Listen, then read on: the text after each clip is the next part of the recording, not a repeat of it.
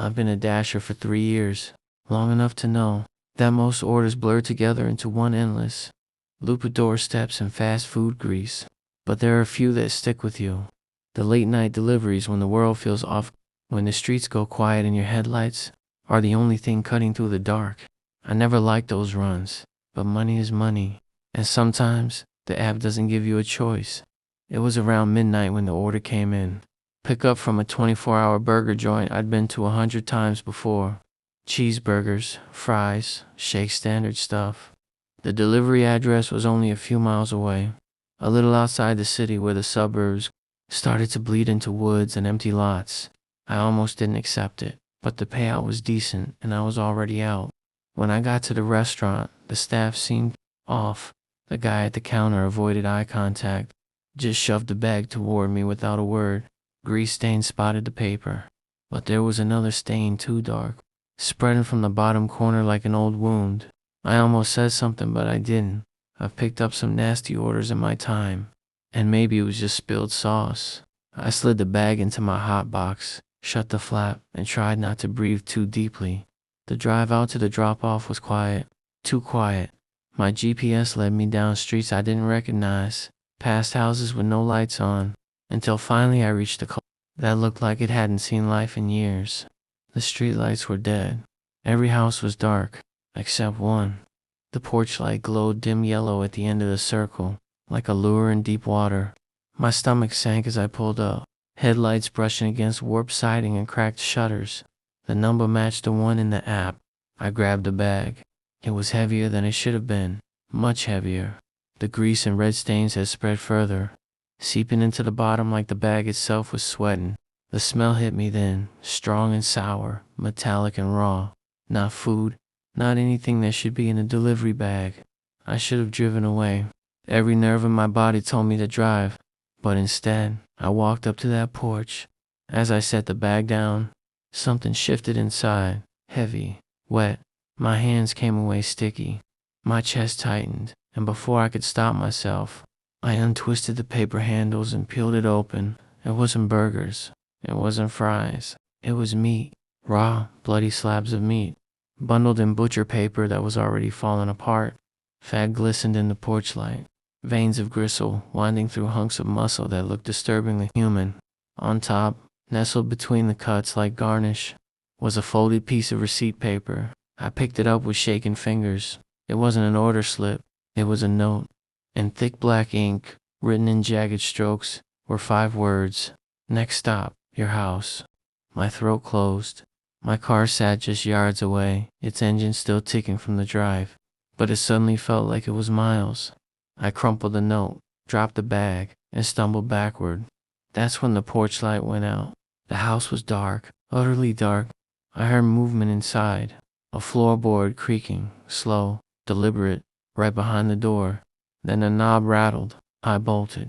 I don't even remember getting back into my car. One moment I was on the porch. The next I was flooring it down the dead cul-de-sac, tires shrieking, sweat soaking through my shirt. The bag was still on the porch, meat and all, but the smell lingered in my car, clinging to my clothes, to my skin. I didn't stop driving until I was back on roads I recognized. My heart still pounded as I pulled into my apartment complex, my headlights sweeping over the familiar rows of parked cars. Safe. I was safe, until my phone buzzed. A new order. Same restaurant. Same items.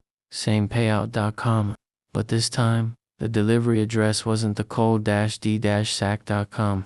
It was mine, and under special instructions. In the same jagged handwriting I'd seen on that receipt were the words, knock once, don't leave until they answer. I'd gotten used to weird notes on orders. Customers loved to pile them in extra ketchup. No ice, ring the bell twice. Don't knock because the baby's sleeping. Most of the time, they're harmless. Sometimes annoying.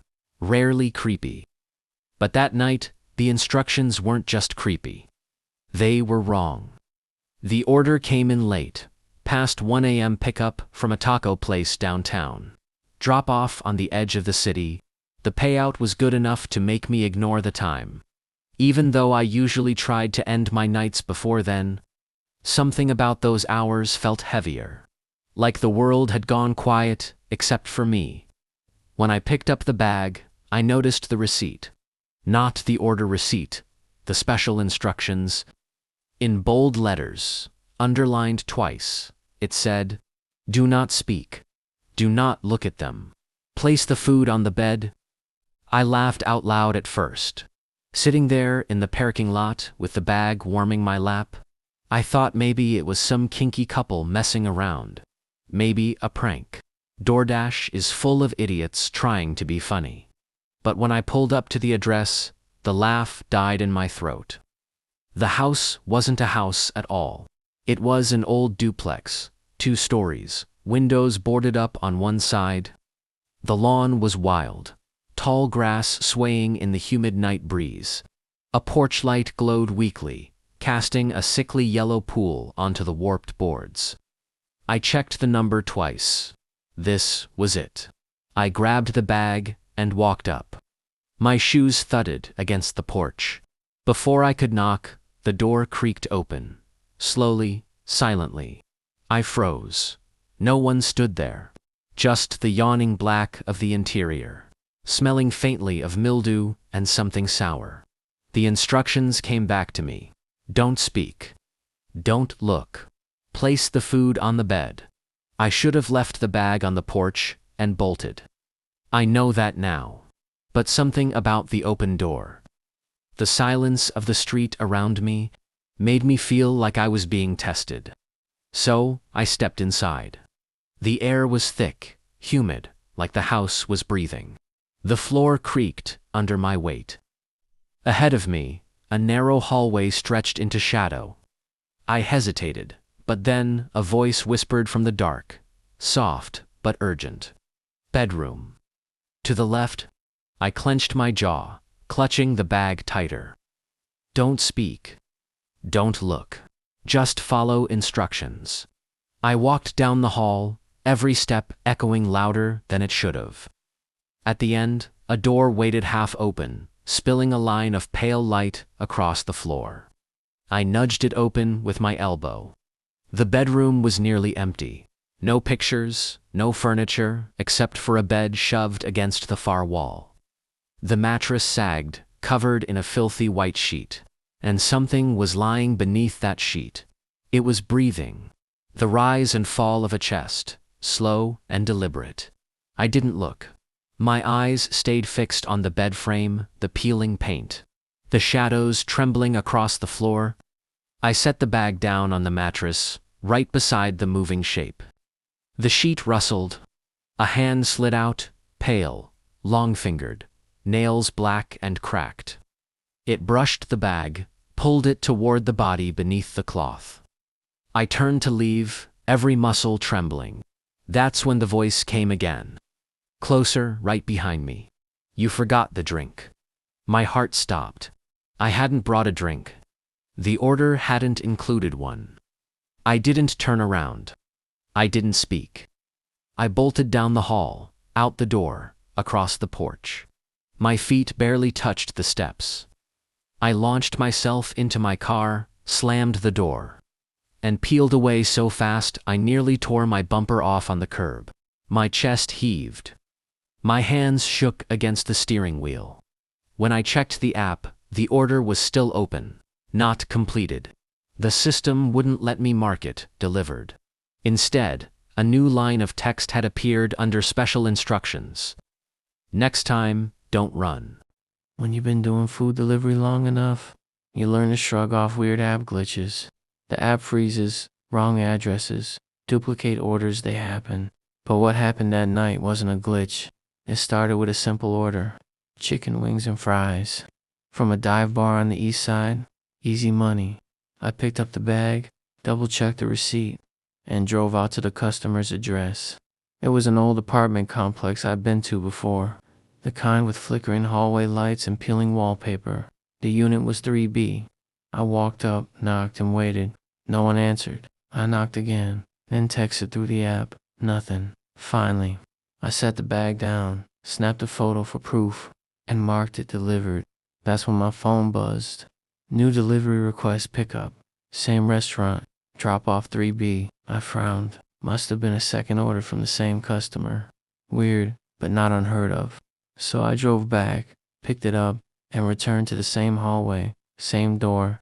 This time, the door creaked open as soon as I raised my hand to knock, slowly, just like it had been waiting for me. The apartment was dark inside. No voices, no movement. I left the bag at the threshold and hurried away, forcing myself not to look back. In my car, I marked it delivered. My phone buzzed immediately.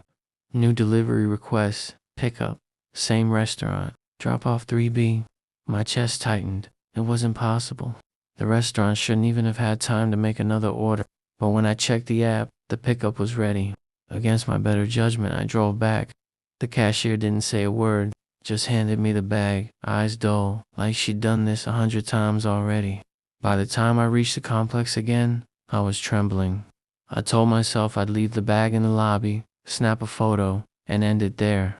But when I opened the front door, the building's lobby was gone. Instead, I was already standing in the hallway outside 3B. The air was colder here, buzzing faintly, like static. My head spun. I hadn't climbed the stairs. I hadn't walked down the corridor. I had just stepped inside and ended up here. The door was open now. Inside, the apartment looked wrong. The walls stretched too far, the angles sharp and strange. The furniture was sparse, warped like melted wax. A shadow moved across the far wall, long and spindly, though nothing stood in its path. I dropped the bag on the floor and turned to run. But when I pushed through the front door, I didn't escape into the night. I stepped into the hallway again. Back at 3B, the door still gaped open. My phone buzzed in my pocket. My stomach lurched as I pulled it out. The screen glowed with another notification. New delivery request, pickup, same restaurant, drop off 3B. I screamed and hurled the phone against the wall. The screen cracked, but the glow didn't die. The order just kept refreshing itself. Somewhere down the warped hallway, I heard footsteps, slow, heavy, coming closer. I ran, not toward the door, not toward freedom, but blindly through the endless halls. Past doors that all read the same number, 3 bytes and 3 bytes and 3 bytes. The bags of food grew heavier in my hands. I didn't remember picking them up, but now I was carrying 3, then 4, then 6 of them. The grease soaking through the paper. I dropped them, but they reappeared, hot and steaming, dangling from my fingers again. The footsteps followed. I don't remember how I made it out. I woke up in my car, parked outside the restaurant. The driver's app frozen on my phone. The order still sat at the top of the screen. Pick up, same restaurant, drop off 3B. It's been there every night since. And sometimes, when I check my back seat, there's a bag of wings waiting for me.